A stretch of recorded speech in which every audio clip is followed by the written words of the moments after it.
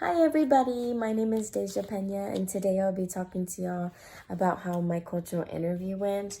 I interviewed somebody who is super close to me and we did have differences of our schooling growing up.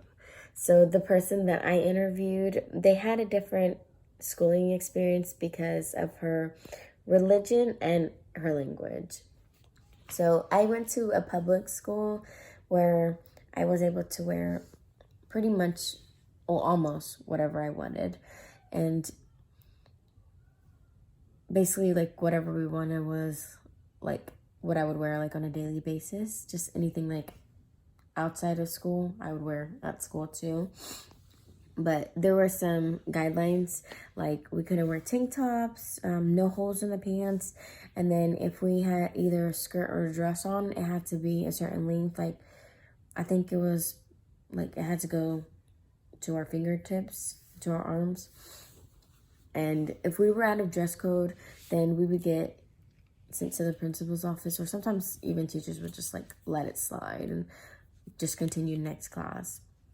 But if we got to the principal's office, all they would do was just call our parents and ask them if they can bring us another outfit, or if our parents weren't allowed to leave work and they couldn't bring us another outfit, they would give us something from Lost and Found and just go on with our day. But the person that I interviewed, she went to a Catholic private school and they had to wear a certain uniform. And if they were out of uniform, then they got demerits. And demerits is basically something like, kind of like a write-up. And if they got a certain amount, then they would have to go to the principal's office, and the principal's office would either give them like detention, just depending on how many they had. Like, even if they got a certain amount, they sometimes got expelled, which is crazy because our school would never expel us just because we were out of dress code. I think that's kind of pretty extreme, but that's just how our school was.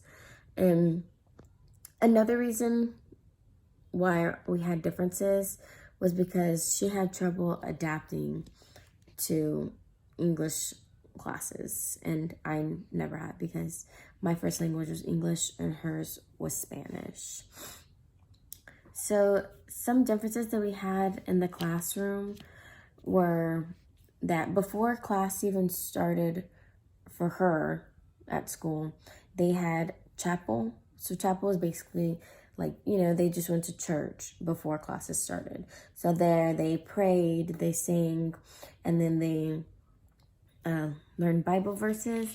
And then they also had a Bible class that was for a grade. They had to memorize verses from the Bible. And if they didn't, they would get a bad grade just like anything else. And at my school, we weren't even allowed to talk about religion. Like, we weren't allowed to talk about it with our teachers. Religion wasn't allowed at my school. So that's some things that differed. But things that were similar was that both of our schools had regular, like core classes, curricular activities. And then they also had a class for like ELL students, that's for English language learners. And even though both of our schools had it, I never had to attend that because my first language was English, but she did have to attend that because her first language was Spanish. And those are basically what differ between us. And then my interview taught me that some people have it harder than others do.